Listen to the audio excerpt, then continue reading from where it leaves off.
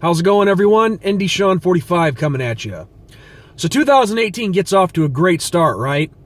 The Irish beat LSU in the Citrus Bowl, finish off the season at 10-3, and complete a phenomenal turnaround. Going from 4-8 to 10-3 is just unbelievable for any program.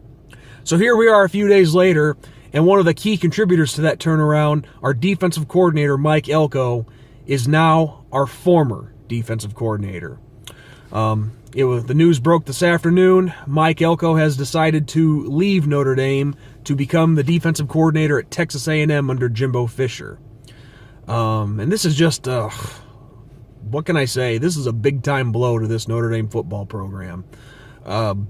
Mike Elko and the job that he did this season at Notre Dame, just phenomenal, and that is going to be missed. From what I'm hearing, it's just simply a matter of Notre Dame not wanting to pay Elko. I didn't hear any rumors that, him and Kelly were not getting along or that there was some friction or anything like that. If anybody else has heard anything, please fill me in on the comments below. But it didn't sound like there was any of that going on, just simply Notre Dame not paying the guy. And I think it's kind of stupid that you don't pay him after the job that he did this year. I mean, seriously, how do you let a guy like that walk? I mean, he took a group of guys that weren't familiar with his system, and he goes 10-3 with them. I mean, that's unbelievable. And you just let him walk. And it's silly because Notre Dame has the money to pay these guys. Don't kid yourselves. Any true Irish fan knows that. Well, hell, you don't have to be a fan to know that. But all I can say is this is just a devastating loss for the Irish. I have nothing but good things to say about Mike Elko. I'm not going to say anything disparaging against him. Ultimately in the end, it was his choice. And that's just how the business aspect of college football works. I mean, if you get another opportunity that comes along, it's not surprising when guys take it.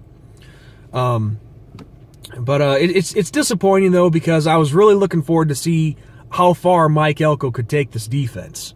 I mean, if he's able to take a group of guys that didn't know his system and go 10-3 with them and drastically improve them from the year before, then think of what's going to happen when they're established. And, I think Mike Elko, I'm as a fan, I'm grateful to him for what he did in the year that he was here. I mean, he showed the kind of coach that he is and how good of a coach he is. And he's going to be missed here. But, yeah, it sucks to lose him. But the one thing that I'm concerned about is how this could affect our recruiting.